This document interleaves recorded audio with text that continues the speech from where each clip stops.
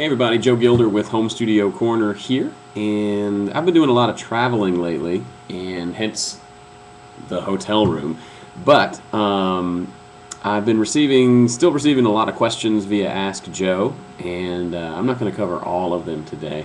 But I got several about drums, and particularly EZDrummer, using drum samplers, things like that. And I thought, you know what? Let me just answer those on a video. So the audio may be kind of crappy. My MacBook is being ridiculously loud lately, so we'll just have to deal with that.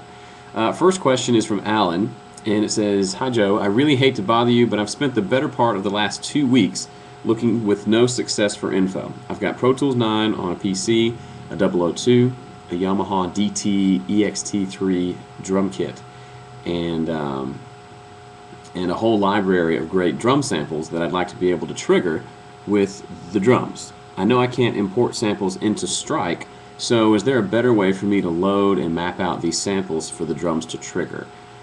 Thanks much, and sorry for the bother, Alan." Well, Alan, it's no bother.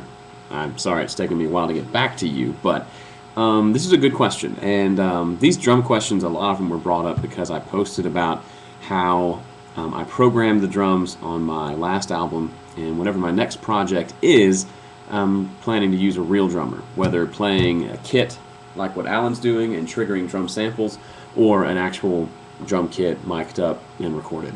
I'm not as gifted at programming drums as I would like to be, and while I could really practice and work on that, there's something about an actual drummer playing that I just could never artificially recreate.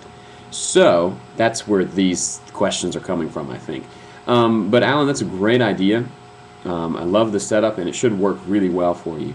The question about using other samples that you have, a lot of people just have a drum program like EZDrummer, BFD. There's a bunch of them out there. But if you already have samples that you're wanting to use, as in, if you don't know what samples are, those of you, it's just a collection of little small wave files for a bunch of different sounds. What I would do is get some sort of a sampler plugin and drop the samples into that. One good one that comes to mind is Battery from Native Instruments. It's under $200, and it lets you just put files in on like a grid, kind of like a drum machine, and lets you trigger those. And I believe it has layers, velocity layers, so if you have 3 different hits for a kick drum, soft, medium, and loud, then you can actually put those on one pad, and depending on how hard you hit your kick drum on your kit, it'll trigger a different sample. Again, it's a little bit of work, but if you're really tied to those samples that you have, then it's a good option. It's a cool way to get those in. Otherwise, just get something like EZDrummer, BFD with all their different kits, and just go from there. They sound good too. The next question I've got here is from, let's see, from Al. And Al says, "I'm new to drum software. I've got EZDrummer and Logic. Also have some Groove Monkey MIDI packs. Main question, how do you end a song? Can you slow down the beat as in a blues tune that you want to add to an ending that allows for the last few measures to be slower?" Sorry, it's not quite written right. "Please refer me to postings you've already addressed." Well, Al, good question. I haven't posted anything like this on Home Studio Corner, but I've done this before. So certain songs, obviously it makes sense to not have everything be, let's say the song's at 120 beats per minute. It may make sense to slow down the last 4 bars for a nice kind of slow ending. So the way you do that, there's one of 2 ways. You can just mute the click when you're recording for those last measures and just let the drummer feel it out. That's the best way to do it. I do that all the time. I'll just automate the volume on the click track to just go away at that part in the song. Or you can actually automate the tempo to decrease at that section. That's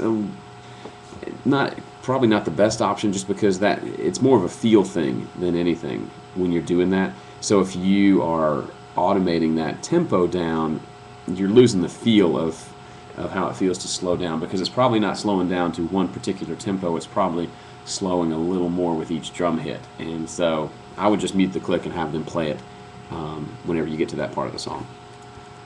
And I think I've got one more question here. Let's see.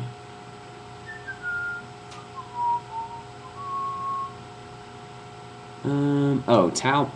Question from Tal says, I'm curious how to do a cymbal roll in EZDrummer. I've heard some attempts at this, however they sound very cheesy, if you know what I mean. I just purchased EZDrummer and I would like to incorporate things like this into my track. Thank you for your time and expertise. Well, Tal, if you're talking about just a straight up cymbal roll, then yeah, it's probably not going to sound great if you're hitting the same sample over and over. Probably the best way would be to have two different cymbal samples that you're using and go back and forth between the two as you're programming that. That'll help. If you're talking about a cymbal swell, an actual slower kind of whoosh sound from the cymbals, I've actually got a set of samples that I'm giving away that could help. So just do a search for cymbal swells on Home Studio Corner and you'll see those. You can have them and do whatever you want with them. So that's it. Thanks again. I hope you're doing well. I know it's been a while since I posted a video, but I'm Joe from Home Studio Corner, and if you've got questions for me, just go to Home Studio Corner and click on, or homestudiocorner.com and click on the Ask Joe button, and I'll be happy to try to answer your question. All right. Thanks a lot for watching. Have a great day. See you soon.